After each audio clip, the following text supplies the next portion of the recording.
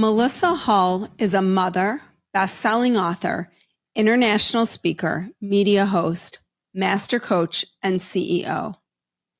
Her journey, however, began with an unimaginable loss, the accidental drowning of her son, Drew. She reimagined her son's loss as a source of wisdom and transformed his absence into a guiding presence that continues to uplift her. Melissa's story is a profound story of growth, of hope, of joy, of embodiment of practices. And the most miraculous part for me, and I'm curious to hear from you, is whether or not a letter she received that saved her life was divine intervention. I hope you enjoy this incredible, moving episode with Melissa Hull. We need at our table of awareness the logician, but equally we need the intuitive, we need the mystic. I almost died. I was allowed to go to the very precipice of death, of life and death, and look over the edge. And I was allowed to behold what was there and allowed to come back. Most people aren't. When we talk about being aligned with ourself or being aligned with our soul or hearing our higher self, that's really what we're talking about, is being connected to that divine part of ourself, that light-filled part of us that is connected to God energy, that is connected to everybody here and every experience we've ever had. If more doctors, more professionals can open up to use intuitive gifts in their work, that's really important. Hi, I'm Dr. Amy Robbins, and welcome to Life, Death, and the Space Between. I'm a licensed clinical psychologist and medium, and here we explore life, death, mediumship, near-death experiences, consciousness, and what it all means.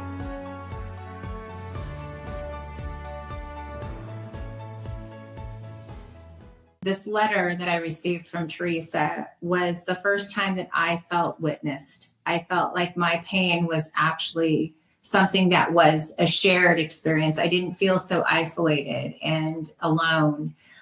And so I leaned into her words in a way that I don't know that I ever have before. But she said the most remarkable things to me in this letter. She told me that the temptation to look back and to replay that morning would be great. And that the I guess the idea that it was my fault is something that I would have to address. But she said that that happiness and healing were a choice, and that joy was possible, but that I would have to choose it every day. And that there would be days that it felt like I was making progress and other days where I felt like I would lose ground. But she promised me that if I set my sights on the belief that it was possible to have joy and happiness in my life again, and then dedicated myself to the pursuit of that it would be there waiting for me. And it just felt like, wow, it was like this like, I want that. I want to believe that. I want to believe that hope can pull me through this very dark moment. But her words did save my life, because it was the first time that I felt seen and understood, but also that glimmer of hope, that ray of light just came, beaming through the darkness that I felt I was surrounded by. And so I didn't know how. I didn't have a plan. There was no blueprint that she left. She didn't say start here and then go here. She just said that I would have to pursue it. I would have to find it. And so I made the decision that I would. I have never met her. I've never met her. She signed the letter Teresa. She's not a last name. And it just, that's the envelope. There was no return address. I have no idea who this woman is. I have spoken about Teresa for the last 25 years, and no one has ever come forward. No one has ever said, this is my story. This is me. And so she's just this. I have the goosebumps when you say this, because it feels like it was like an angel in some way. Absolutely. I've come to believe that it was. I've come to believe that it was a divine intervention, and that this letter was literally a physical manifestation of a gift from God. Because it radically, changed No, I mean, my heart in such a way where there was space enough for me to care about my life and myself to want to try. And I wanted to try. I wanted to live. I didn't want to live with this level of hurt and pain because I didn't know how to carry it. But I did want to live. And it became very clear to me in that moment, that's what I wanted, that I wanted a life, that I wanted my son to have a mother that was healthy and whole again. And so that's where I began. I began working. I mean, I'm really like breathtaken by that whole part of your story that transpired, because, you know, even the way that you describe this letter sort of laying there, that it like almost stood out to you to pick up. I mean, there's so much in there that feels divine to me and sacred. You know, it's like when people are at their knees and they say like, I just prayed to God, please God please help me.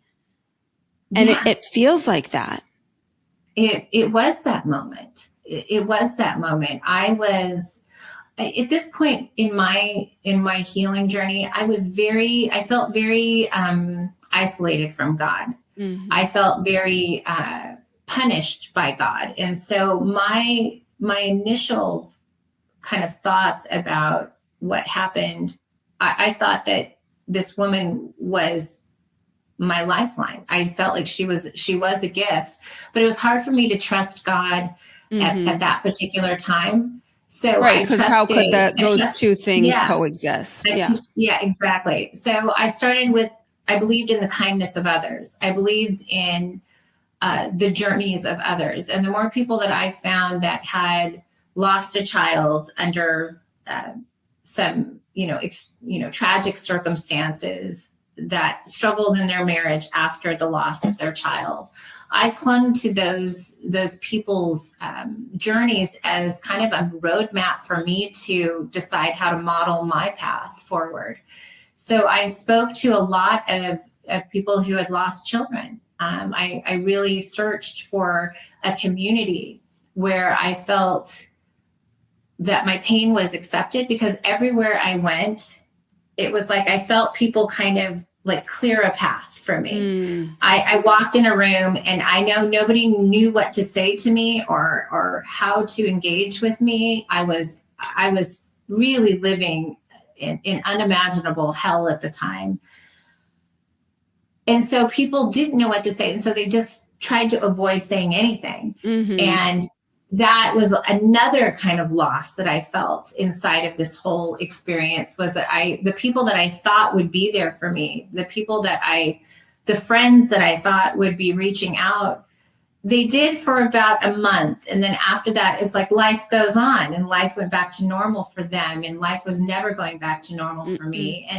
And while I knew that they cared, and I still know that they cared, I also really struggled with their distance at the time. Mm-hmm. It was hard for me. It's like compounding loss after compounding loss after compounding loss. Absolutely. And then when I would be around people and I did struggle emotionally, it felt like my pain and my hurt was a challenge for them to make room for. And so it just always felt like the platitudes would come like, well, you still have Devin. And they would say things that were true. And yes, I'm grateful for them, but it felt at the same time very dismissive and hurtful to the reality that I am living without one of my children. I'm now living without the guarantee that my husband and I will work through this and get through this as a family. Thankfully, over time, it was about a year after Drew passed and Joey had made the decision to leave, that we did reconcile, and we did our best to bring our marriage back together. And we did some healing. There was some progress. We tried to have another child. We were pursuing in vitro fertilization, and we had just a really tough journey. We were pregnant a few times and lost every one of the pregnancies. One of them just shy of the 5th month. Oh. And then I was, honestly, my heart was just absolutely exhausted. My body was physically exhausted. And I remember this is when I had that come to Jesus moment, that conversation with God. I'm like, okay, look, this is not working. Here's the deal. Exactly. We got to get on the same page here. Like, if this is going to be the continuation of my life, I'm sorry, but no more of it. Like, I can't do that. I can't do any more loss. I just can't. And God heard my prayer. My husband went and had a medical procedure to reverse a vasectomy, and we waited the appropriate amount of time, but we conceived our daughter Hope naturally. And after 4 years of the pursuit of having another child, we welcomed our baby girl into this world. And Hope restored not only hope to our lives, but she was this breath of fresh air, this beautiful gift, this perfect little girl that came into our world and really healed us. She just brought so much love and joy and hope and optimism and the belief in the future again in such a profound way that we were doing great as a family. It felt like we were really at that turning point, and really I felt like, okay, I can see now how I can take these circumstances and move forward in a very positive and meaningful way because of the restoration I felt in my soul after her birth. How did you go from this letter that said you have to make this choice every day to the point where you were able to reconcile with Joey? And because there was a lot of hurt and shame, a lot of hurt and maybe some shame in things that you had found out about what had gone on. I mean, you say in the book, your marriage wasn't on stable ground before this happened. So what did that choice, what did that choice look like from the moment you read that letter? How did you put one foot in front of the other foot after you were on the verge of taking your own life? Taking my own life. I started with 15 minutes where I decided every day for 15 minutes, I was going to look for things to be grateful for. I was going to start with gratitude. Gratitude started with things like, I got up today. I brushed my teeth. I celebrated the simple wins, the little things. And as I could find space for gratitude and thankfulness for being able to do that much, I found that I had that much more room inside of me to stretch and to extend that. But I committed every morning to 15 minutes of positive thinking and to positively see Drew, not to think of him in his, that last time that I saw him at the mortuary, but to think of him as I remembered him at home, full of life, full of joy, climbing the trees. So I would go to places that reminded me of his life and not just the circumstances of his passing. And that's how I began. It was very intentional. It was very structured, because if I didn't structure that, the grief could come in and kind of just take over and rearrange my day. So I had to be very intentional about how my mornings started, what that looked like. And then when I would struggle throughout the day, I would repeat the 15-minute cycle. Sometimes I would preload and bring a picture or a photograph of a happy memory, and I would put it in my wallet and I carried it with me. I also used to take one of Drew's favorite toys with me, his little the Power Ranger, the red Power Ranger. Will you Ranger. share that story? Because I again, I'm always looking at where the spiritual aspects of a story are, and you had so many, even in the face of what felt like there were none. Yeah, I have always been blessed to have these, I call them happy coincidences or, divine interventions. They've been a common theme throughout my life, but this one was really beautiful. I assumed that Drew took that Power Ranger with him everywhere. It was always in his, it was like about this size, it wasn't large. It was maybe 3 inches tall.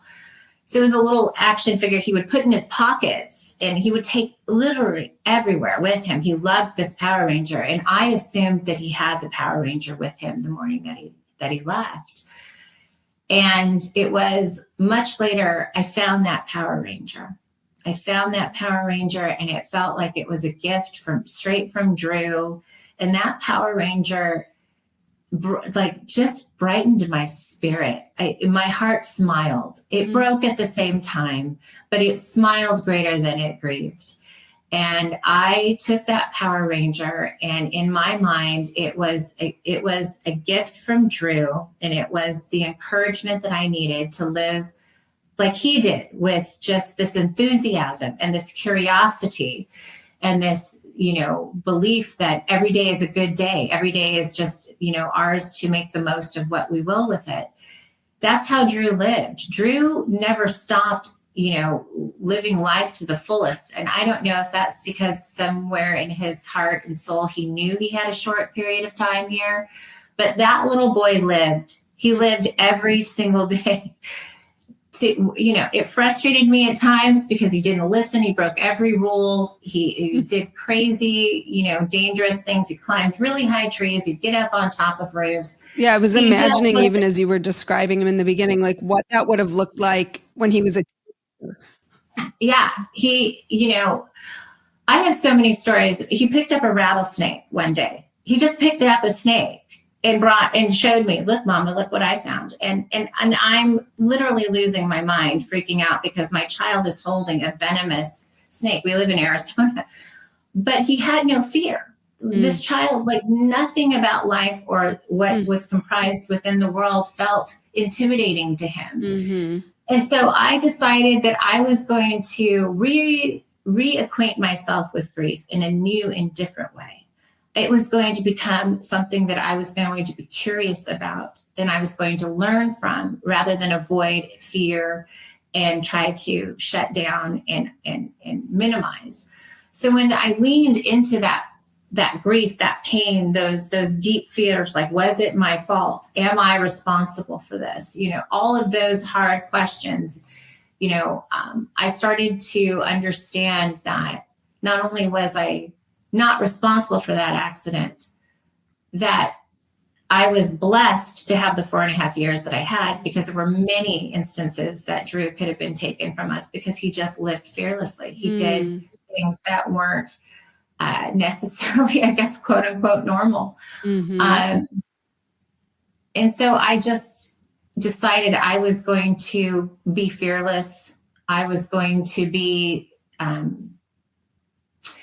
fiercely committed to what felt right and true to me, that my healing was not going to be something that others got to comment on. I pursued the channels and the avenues that felt right to my heart and soul. And that's what led me to a drumming circle in Utah, at a spiritual retreat. That's where I was introduced to some of my greatest mentors, Tam Pendleton, Stacy Sadler, Robin Johnson. I learned Reiki from Robin Johnson. I became a Reiki master. I started to understand energy and the way the energy flows in the body and how to balance that. So I just want to stop you for 1 second, because you were, like I had said earlier, you were doing all like the traditional things. Oh, absolutely. And it felt like it just wasn't enough. Yeah, it was hard because when you're asked, how does this make you feel? Or how are you feeling now? I could access that, but what I needed was, how do I want to feel in the future?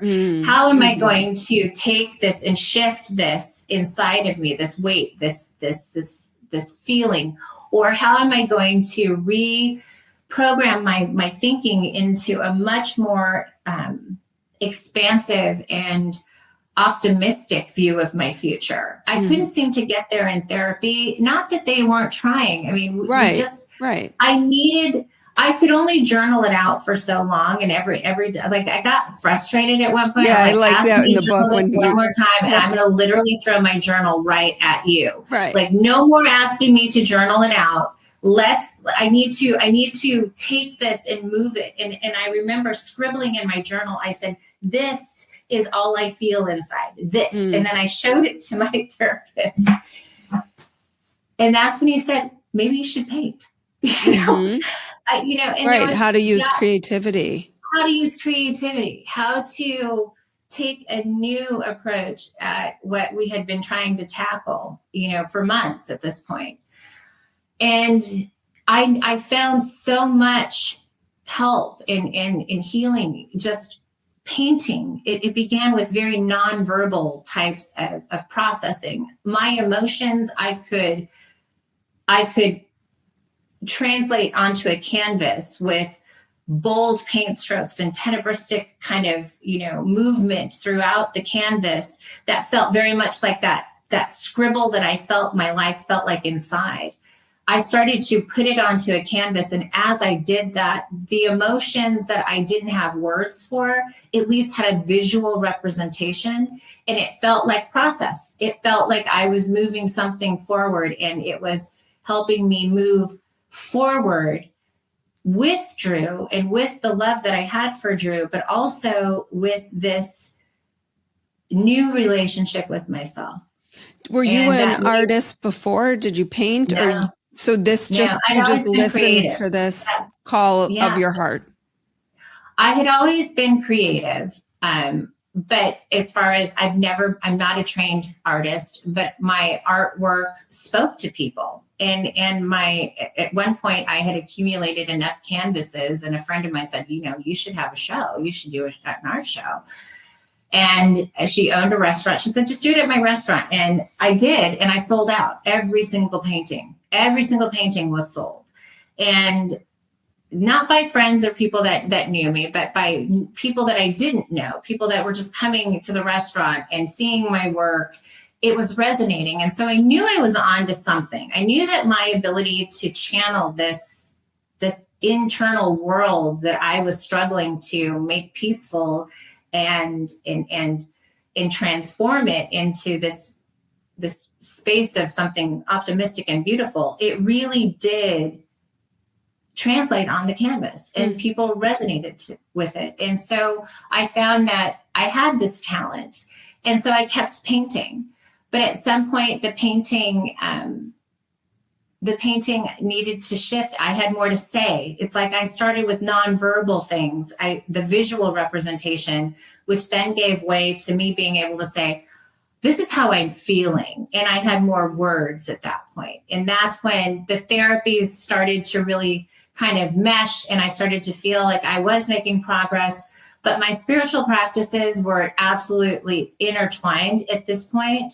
And I really feel like that blend between traditional and spiritual practices was the sweet spot where I rediscovered my path forward to wholeness and to self-forgiveness and to, honestly, self-love.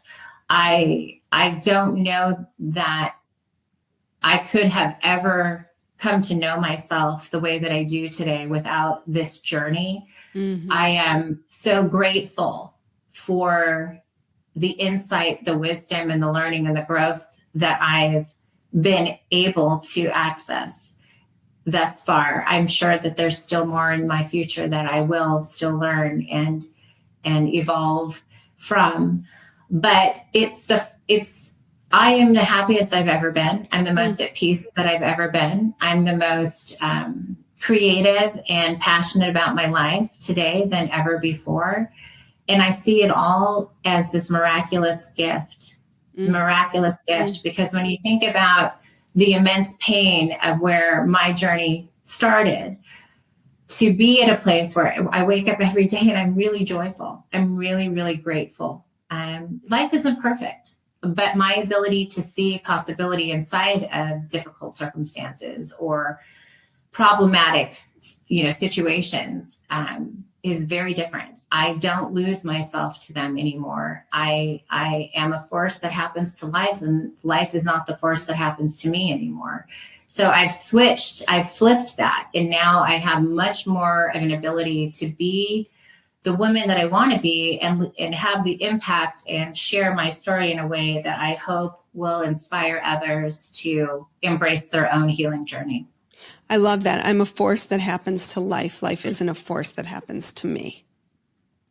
And that was something that one of my mentors said to me. He said, when you can become the force that happens to life, you become an unstoppable force. It's when you let the force of life dictate what you're capable of. That's when limitations come. So I've never stopped believing that I am the force that happens to my life. I am the author of this journey. So I write, and I write with intention. I live with intention. I surround myself with massive amounts of people that I love and appreciate. And I find that's where my joy is rooted. My joy is rooted in the love and the relationships and the memory of the people that I love. Can you tell us a little bit more about some of the different spiritual practices that you incorporated as part of your healing journey? I can. Reiki was a big one. It started off with being the recipient of Reiki. I would go for Reiki sessions. And once I started to notice, I feel like I've always been a very energetically aware person, so kind of sensitive to that. I loved the way that I felt after. I loved it so much that I wanted to continue it, and I wanted to understand it. So I wanted to study it. And so I went from being the recipient of Reiki practice to being a practitioner. And I studied for 5 years and am a Reiki master. I also studied with Tam Pendleton, who is the creator of the Healer's Blueprint, which is largely comprised of cellular release and cellular release therapy, which is modeled, I think, a little bit after the emotion code by Dr. Bradley. That really worked for me. Getting clear on my subconscious mind and understanding how my central nervous system played a part in how I could access my emotions or how they could hinder or help. But going back and really reconciling old trauma was helpful to me. It felt like I was finally taking this weight and lightening my load every single time that I would go through these practices. And then I studied auras. I studied aura personalities. I wanted to understand light and what our light looks like, what energy, looked like. And I studied pranic healing in India. I did drumming circles. I tried so many different things. I studied crystals. I went and learned about crystals and essential oils. And I just started to really understand that healing was a multifaceted kind of endeavor. And so I allowed for myself to pursue whatever felt right and true and helpful and healing for myself. Now, sound therapy, love sound baths. Me too. If you've never been to the Integratron out in 29 Palms, California, you should go. It's an incredible experience. Sound bowls, every single form of sound therapy, ocean drums. I love ocean drums, and I will use ocean drums just to kind of help me get my energy back into a coherent place state. Yeah. So that's how it happened. It was really this pursuit of how do I take this progress and continue it and elevate it or expand it or deepen it. I just was open to everything. It's amazing. Thank you all so much for helping me push into the top 10 of spirituality podcasts. I could not be more excited and more grateful. And so much of this is because of you. It's been a while before I've shared all the different ways we can work together. So I wanted to make sure that if you are interested, you know how you can find me and what you can expect. So obviously you can continue to find me here on the podcast for free. If you could rate and review the podcast, I would be so grateful. And make sure you're subscribed either anywhere you get your podcasts or on YouTube so you don't miss an episode. Also, I have an online community. All of this will be listed in the show notes. This is an excellent opportunity if you really value the podcast to support the podcast. I do all of the podcasts myself, other than these random dynamic ads that you hear placed in. It is completely self-funded, except for that and the help that I do get from some of you who are part of my circle community, for which I am so grateful. Every little bit helps me so very much. Other ways that we can work together. If you do not have my Essence workbook, you can get that online completely free. Just go to my website and sign up. This is my workbook. You get a meditation and a little bit of my course to tap into your essence. You can also find my Signs and Synchronicities workshop on my website. That is a workshop for you to learn how to better tap into your signs, your synchronicities as well. If you are a therapist and you are interested in my continuing education course on spiritually informed therapy, make sure you are signed up for my waitlist so you know as soon as that course opens again. We will be doing ongoing courses throughout the year, which I am so excited about. And this community of therapists that is coming into the space is such a beautiful, mindful community that if you are a therapist, you are going to want to be a part of. Also, I have a retreat coming up in March that is wonder and awe. It is all about finding your way back to your essence, frankly, this curiosity and this wonder that we all had when we were young that slowly falls away from us. We are going to find our way back there.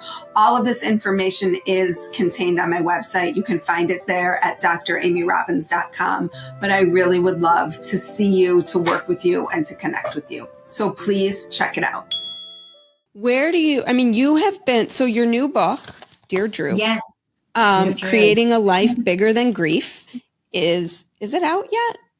It is. It was okay. Released on August 19th. Okay, because I have a uncorrected reader's copy. So I always get them before they go out. So I didn't know when. So it is out now. It's a beautiful memoir and kind of to do, like step by step, what you can do, what you can incorporate into your grief journey. What is your life? I mean, you talked a little bit about, you are at a place where like every day is joyful. What does your family look like today? My family. So Hope is now in her 4th year of college. She is studying architecture. My son is married. Devin is now married. And I have a beautiful daughter-in-law, Callie. They live, and by the way, you look like you could be like 30. So I think well, thank you. It's just I'm like a testament. Oh, thank you. I'm getting ready to turn 55. Wow. Honestly. Yeah. But I will say that happiness is the best anti-ager out there. If you have a happy, fulfilled, meaningful life, there's a radiance that comes with living in that kind of alignment. There just is. And so I thank you for that. But yes, I am definitely a mom with a son that's married and a beautiful daughter-in-law, and my beautiful little girl is now a mature woman, and they're both living lives that they're happy and fulfilled inside of. My marriage ultimately did not survive. Joey and I have been divorced now for 5 years, but we are absolutely each other's dear friend. We do not hold any animosity for the past. It is nothing but an appreciation for the journey that we've both been on. And I think we have an unbreakable bond in that we went through an unimaginable experience. We handled it differently. There were definitely choices and decisions that I wish didn't happen. But while our marriage didn't survive, our friendship did. And that I'm so grateful for. He's a dear friend of mine, dear friend, which I know is hard for people when they read the book to understand. But I have no space in my heart for hate. I have no space in my heart for resentment or anger. I enjoy living with this level of peace and tranquility. My internal world is finally aligned with how I want it to be, which is I hear my heart. I can hear myself think. I can see I can dream and see my future in an expansive way. And all of that is the result of the journey that I have been on. It's not in spite of it. It is because of it. Yeah, that's so incredibly beautiful. Like this whole interview has just, I don't know, it's had such like it feels like what life is about. Like that there's pain and hardship, but also beauty, and those two can walk side by side, and they do. They do when we make a choice. But it is a journey to understand that. It is a practice in order to create that. And it is a dedication out of self-love to maintain it. It is not accidental. No, it is intentional. It is. It's not something that happens by chance. This happens by decision. This choice. Happens through intentional action. And that's what the letter was reflective of. She promised me that they would be there, but the choice would be mine. And I would have to choose to pursue that every single day, which is what I did. And not perfectly, but I still, when I stumbled, I regrouped and I kept going. I never, ever, ever I was never even tempted to stop trying because I was making progress. Maybe it was progress at, a pace that felt slow at times, but it was progress. And it was mine, and nobody could take that from me. And it became this point of a sense of accomplishment that I was creating this beautiful journey inside of the most unimaginable, most horrifically painful thing I could ever imagine going through. Drew wasn't lost to me anymore. Drew wasn't outside of what my future could hold. He was absolutely right there alongside me, moving forward with me. And that's how I've lived ever since. And that's what's worked for me. Well, Melissa, I hope that someone is out there listening and this is their, what was her name? Teresa. That this is their Teresa letter. Yeah. That's what the book was. That's absolutely why the book was written. I took 25 years before this was published. So I began the first manuscript. I completed it in 2020. It took 5 years to bring it to the readers today. This is my best work. This is my heart on every single page. This is my hope on every single page, is that everybody who reads this book, that comes in contact with it, sees and feels the hope, sees and feels the love that I have for them in their journey, that they are not alone, that they are seen, I want to hold space for them by sharing my story and what worked for me. What Teresa, in her letter, she didn't give me a roadmap. I knew I wanted to give people some idea of what I did, because that was the hardest part to acquire. So I wanted to give people some semblance of an idea of the things and the practices that worked for me along the different stages of this journey, which is what Dear Drew, Creating a Life Bigger Than Grief, is all about. It's all about, how do we arrive? How do we first commit to the belief that it's possible? And then how do we dedicate our daily choices to align with bringing forth those outcomes that we want, which is to be whole again, which is to be safe and feel like life is safe again, to feel safe enough to love and create relationships, because they do feel risky at some point. But that hope and optimism will always be there for us, and joy and happiness are not outside of our reach. We have not been cut off from those beautiful emotions. We just have to reach for them differently and pursue them.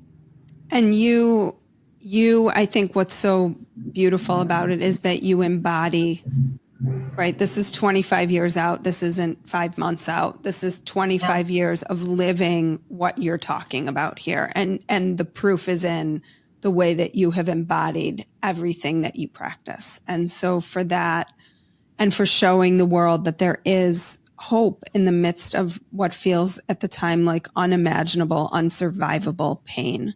So Melissa, if people are interested, tell everybody where they can find all the amazing things you do. Your work has been featured, which people will hear when I do the intro initially, everywhere. So where can they find you if they want to reach out, work with you, connect with you? My website, melissahull.com, is a great resource for people that are looking for ideas on how to heal. I'm also a water safety educator, and there's tons of water safety resources for families. It is my absolute desire to see drowning prevention increase. The topic, talking about water safety, educating families. And there's been several high-profile drownings recently. Very recently. Yeah. And in my community as well. So I offer all of that with love. It is completely free. These are free resources. I also my book can be found on all major booksellers, Barnes & Noble, Amazon, Target, Walmart. The book is available at any one of those retailers. And social media as well, Melissa Hull. Well, Melissa, thank you so much for your time and for your beautiful story. And we made it. We made it through. We had several glitches that hopefully you won't hear as listeners, but we had a couple of hiccups along the way, but we did it. We did it. And it was great. And I really thank you for this opportunity to talk about Drew and my journey and to share my book with your viewers. Thank you. Like what you heard today and want to hear more? Wondering what comes next and what it all means? Head over to Apple Podcast, Spotify, Stitcher, Google Play, or anywhere you get your podcasts and hit subscribe. Also, if you could take a minute to rate and review my podcast, I would really appreciate it. Stay tuned as we continue to explore life, death, and the space between.